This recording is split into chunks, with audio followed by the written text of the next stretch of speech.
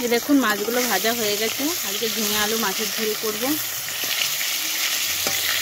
গরমে একদম দারুণ খাবার।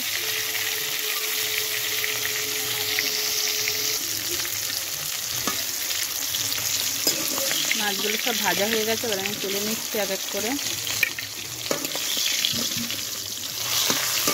জ্যান্ত পোনা মাছ ঝিঙে আলু দিয়ে ঝোল, দারুণ। এই গরমের দিনে জাস্ট জমে যাবে।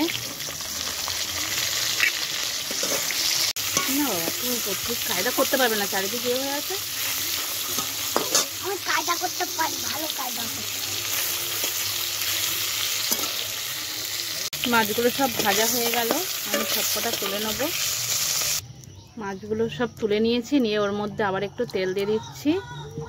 ওই তেলের মধ্যে এই দেখুন দিয়ে দেবো কালো জিরে, আর দিয়ে দেবো পেঁয়াজ।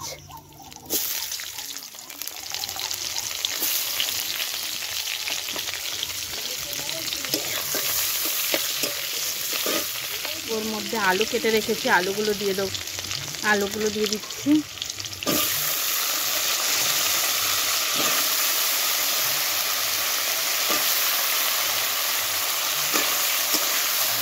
আলুগুলো একটু ভাজা ভাজা করে নেব। ভাজা ভাজা হয়ে গেছে, ওর মধ্যে এবারে ঝিঙেগুলো দিয়ে দেবো। ঝিঙেগুলো দিয়ে আবার একটু ভালো করে নেড়ে নেব।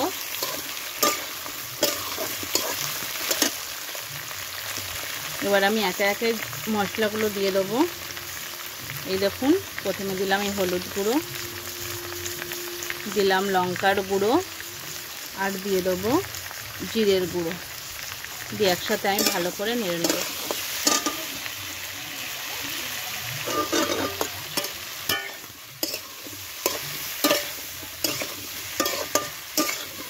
ভালো করে কষিয়ে নেব।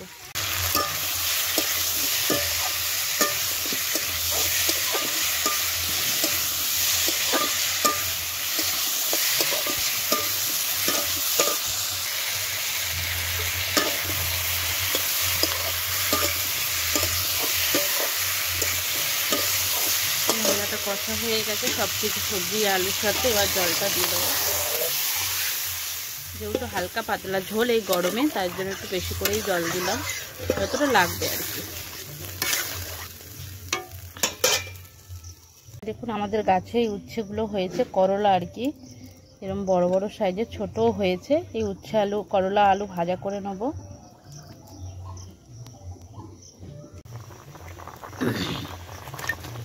মাছগুলো এবারে দিয়ে দিলাম।